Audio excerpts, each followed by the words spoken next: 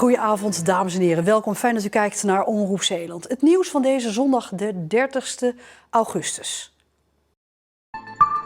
De familie van de vrouw die 26 augustus werd neergeschoten in Middelburg is een inzamelingsactie gestart. Het slachtoffer is de 21-jarige Kesban. Haar zus schrijft bij de inzamelingsactie dat Kesban in een diepe coma ligt en vecht voor haar leven. De familie hoopt €50.000 op te halen voor medische kosten, maar ook voor zorg als ze ontwaakt uit haar coma. Deze gemeenschapstuin in Groede voorziet zo'n 60 buurtbewoners elke week van groenten.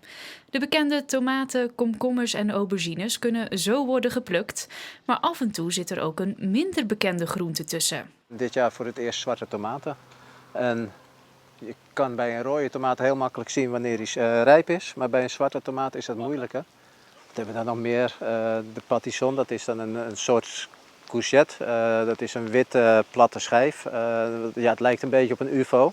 En die kun je dan als een courgette kun je die eten, die kun je vullen en in de oven doen.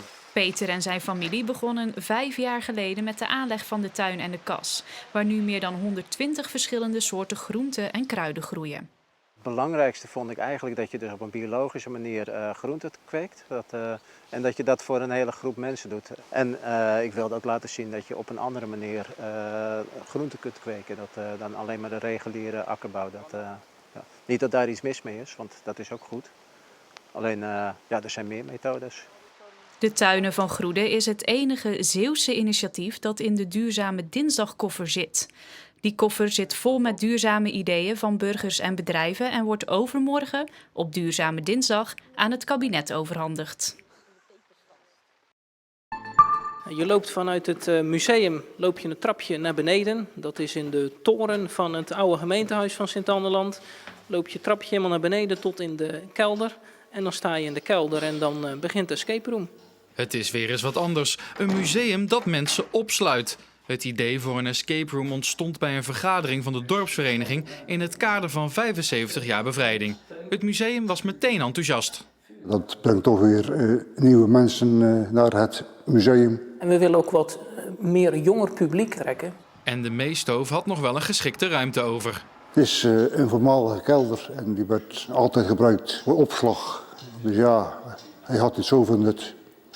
De escape room gaat de tweede helft van september open. Het is de bedoeling dat mensen niet alleen maar lol hebben, maar er ook iets van opsteken. Ja, je komt eigenlijk in contact met de lokale geschiedenis. Het schoolklasje bijvoorbeeld. Een schoolklasje van meer dan 100 jaar oud hier in het museum. Maar ook het verhaal van 75 jaar bevrijding. Over de 3 gesneuvelde Britse militairen komt erin terug. Iets over de meekrapteelt, ja, noem het maar op. Of de heren het zelf gaan proberen? Ik ben er nog een beetje huiverig van, maar ik ga het wel doen. Ik weet zelf al wel een beetje natuurlijk van de opdrachten, maar zeker in de testfase zal ik meetesten, ja. Tijdens de herinrichting van het molenwater in Middelburg is er rekening gehouden met het leefgebied van de beschermde rugstreeppad. En met succes. Er is alleen een gebiedje aangelegd, dat kun je achter me zien, waar die bouwhekken omheen staan. En daar binnenin ligt een watertje, een waterpartij, waar ze voorheen altijd hun eieren afzetten. Een betonplaten, die liggen er nog, waar ze onder overwinteren en ook overdag onder slapen. En dat is in stand gehouden. En daaromheen zijn alle bouwwerkzaamheden aan de gang gegaan en aanlegwerkzaamheden. En de dieren konden daar gewoon rustig blijven. Hier, jonge rugstreeppad. Er zijn dus eitjes uitgekomen. Ja, klopt. Dit is een jonkie. En ik zie hier een jonkie. Hoe voel je je nu? Ja, ik vind het helemaal te gek. Kijk, daar doen we het voor. Kijk.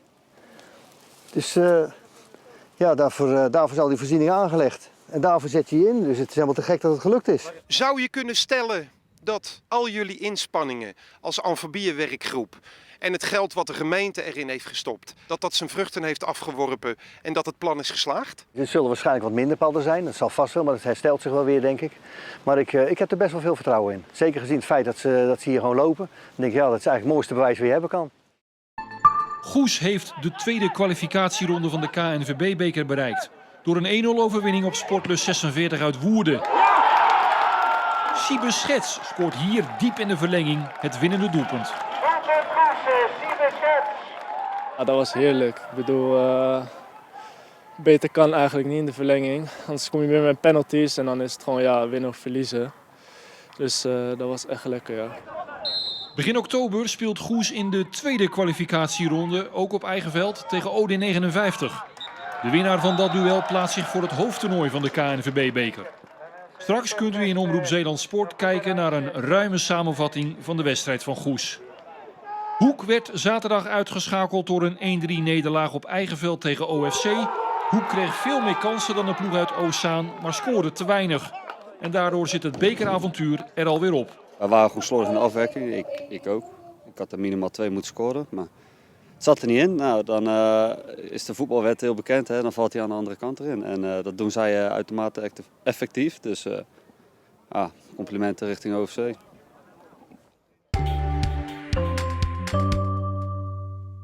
Een behoorlijk natte dag was het vandaag door een trein van buien van zee, aangemoedigd door de hoge watertemperatuur. Het water is nog steeds 20 graden voor de kust en de noordenwind bracht ook veel regen. Lokaal meer dan 20 mm. Vooral Schouwen-Duiveland was erg nat. Aan zee werd het vanochtend al wat droger en er kwam ook redelijk wat wind bij. Maar die wind neemt vanavond geleidelijk aan wat af en vannacht blijft er nog een matige noordwestenwind over. Dat geeft verspreid een paar lichte buien, maar ook opklaringen en minimumtemperatuur rond een graad of 14. Morgen krijgen we windkracht 2 tot 4 terug, uit noordwest tot noord, met mooie zonnige perioden, maar ook bewolkte momenten en wat stapelwolken.